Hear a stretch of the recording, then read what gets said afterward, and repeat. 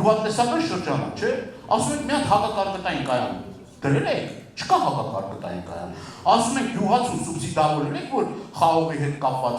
ունենք Վրաստանում 150 դրամ սուբսիդավորում է։ Դուք դեռ 20 դրամ ասում եք Կիպրը սուբսիդավորում եք, եկել գիտեք այդ սուբսիդավորումը։ Ասում եք եթե գյուղացին չի կարող գյուղատնտեսությամբ զբաղվել, թող կա ասֆալտ բռի։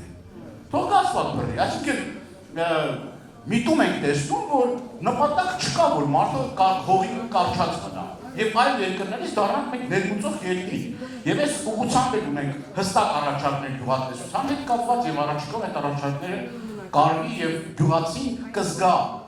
Ես կներեք, որ երկարացնում, ես գյուղատնտեսական ոլորտում աշխատել եմ պատասխանատու պաշտոններ եմ զբաղեցել։ 2000-ից 2008 թվականները թռիչքածել զարգացում ապրել գյուղատնտեսությունը։ Հայաստանը ձու ներմուծող երկիր դարձել է ձու արտահանող երկիր։ Այսօր 100,000 անասնագլխականակ իրենց կառավարման ժամանակահատվածում 100,000 գլխականակ պակասել է խոշոր եղջերավոր անասունների։ Դեռ չեմ ասում, որ թռչնի միսն ենք ներկրում, ցորենն է շեշտակի իջել, ասինքն խայտառակ պարենային անվտանգության ճգնաժամի առաջ են կանգնել։ Բոլոր առումներով խայտառակ իրավիճակով։ Եվ Արմավենի մարզն է որպես գյուղատնտեսական մարզ, պետք է նախկին փառքը վերականգնի։ Ինչ ենք անում այս ժամանակ։ Հազարամյակների մարտահրավերների ծրագրով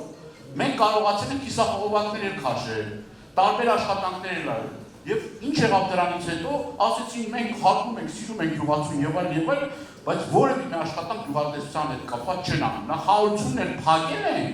որովհետեւ դա էլ ունի նշանակություն։ Իրենց պետք չի գյուղատնտեսության աճ, իրենց պետք չի, որ Հայաստանը լինի պարենային ինքնաբավ երկիր։